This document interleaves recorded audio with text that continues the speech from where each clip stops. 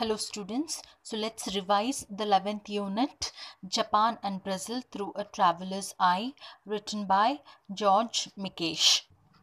So for writing the 6-mark answer, first start with a short note on the author. So you'll write like this: Japan and Brazil through a traveler's eye comprises of 2 excerpts written by George Mikesh, an artist, author and journalist from Hungary. This is a sample of travel writing, the excerpts being chosen from The Land of the Rising Yen and How to Tango. So ಅಷ್ಟು ಬರೆದುಬಿಟ್ಟು that comprises your first paragraph. Second paragraph ಅಲ್ಲಿ what is travel writing ಅಂತ ಒಂಚೂರು ಬರಿಬೇಕಾಗುತ್ತೆ for your 6-mark answer. So ಹೀಗೆ ಬರೀರಿ: travel writing is about writing one's experience of traveling and visiting alien places. ಆಯಿತಾ? ಆಮೇಲೆ you come here. These narratives are telling comments on how a culture gets represented by another. As a genre of writing as old as 2nd century, and it became popular during 9th and 10th centuries. ಆ ರೀತಿ ಬರ್ಕೋಬಹುದು. ಆಯಿತಾ?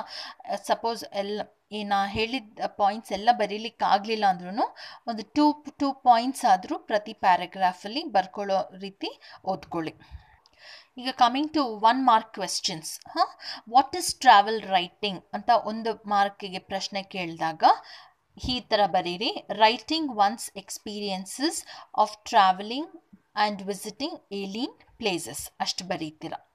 ಇಲ್ಲ ಅದು ಕಷ್ಟ ಆಗುತ್ತೆ ಅಂದರೆ ಈ ರೀತಿನಾದರೂ ಬರೀರಿ: these narratives are telling comments on how a culture gets represented by another ಅಂತ ಬರ್ಕೊಳ್ಳಿ. Okay, next question.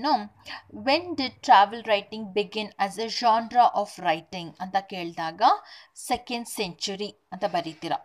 When did travel writing become popular ಅಂತ ಕೇಳಿದ್ರೆ 9th and 10th centuries ಅಂತ ಬರೀತೀರ. When did travel writing come under scholarly study? ಯೂನಿವರ್ಸಿಟೀಸ್ಗಳಲ್ಲಿ, ವಿಶ್ವವಿದ್ಯಾನಿಲಯಗಳಲ್ಲಿ start ಮಾಡಿದ್ದು travel writing course, cultural studies programme ಅಂತ start ಮಾಡಿದ್ದು 50 years ago. Okay, next ಇಲ್ಲಿಗೆ ಬನ್ನಿ. What double function of courtesy does the author mention in the essay, in the except ಅಂತ ಕೇಳಿದ್ರೆ courtesy ಅಂದರೆ ವಿಧೇಯತೆ. ಇದಕ್ಕಿರೋ double function ಏನು ಅಂತ ಕೇಳಿದ್ರೆ 2 ಬರೀತೀರ. ಫಸ್ಟ್ ಪಾಯಿಂಟ್ ಕರ್ಟಸಿ, ಇನ್ನೊಂದು substitute privacy. Okay, then this is important from the fill in the blanks point of view.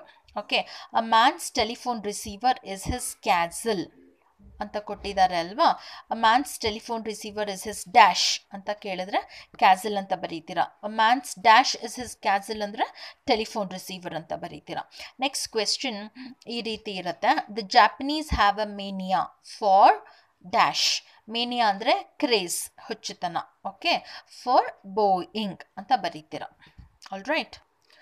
ಇನ್ನೊಂದು ಪ್ರಶ್ನೆ: mention a few characteristic features of Boeing ಅಂತ 4 marks ಕೇಳಿದ್ರೆ ಅದರ ಅಂಶಗಳು, ಬೋಯಿಂಗ್ ಅನ್ನೋ ಇದರದ್ದು ಜೆಸ್ಚರ್ದ ಅಂಶಗಳು ಯಾವುವು? It is quainter, formal, oriental, infectious ಅಂತ ಬರೀತೀರ. Okay, and the Japanese have a complicated hierarchy in dash. fill in the blanks ಕೇಳ್ತಾರೆ, ಬೋಯಿಂಗ್ ಅಂತ ಬರೀರಿ. ಇದು 4 marksಗೆ. what are the basic rules inside the family with respect to Boeing ಅಂತ ಕೇಳಿದ್ರೆ you will have to write these. write point wise, it is easier. Next 1 mark very important question ಇದು: where does the ಟೊಕೈಡೋ line ಲೈ? ಈ ಟೊಕೈಡೋ line ಅನ್ನೋದು railway line. ಯಾವುದಕ್ಕೂ ಯಾವ ನಗರದ ಮಧ್ಯ ಇದೆ? Tokyo and Osaka. ಸೊ ಇದು ಜ್ಞಾಪಕ ಇಟ್ಕೊಳ್ಳಿ. And which is the line mentioned between Tokyo and Osaka? Tokaido line ಅಂತ ಜ್ಞಾಪಕ ಇಟ್ಕೊಳ್ಳಿ. And where did the author meet the Japanese deer ಅಂತ ಕೇಳಿದ್ರೆ Nara is a part of the zoo. in parts of Nara ಅನ್ನೋದು ಒಂದು zoo ಹೆಸರು. Okay, what did he meet in one of the parts of Nara ಅಂದರೆ he met a deer ಅನ್ನೋದನ್ನ ಜ್ಞಾಪಕ ಇಟ್ಕೋತೀರ. Then this is a very important question. What is the sign of appreciation while eating soup in Japan? ಅಂತ ಕೇಳಿದಾಗ what will you write? Making a fearful noise. ಇಷ್ಟು ಬರೀರಿ ಬೇಕಾದಷ್ಟು.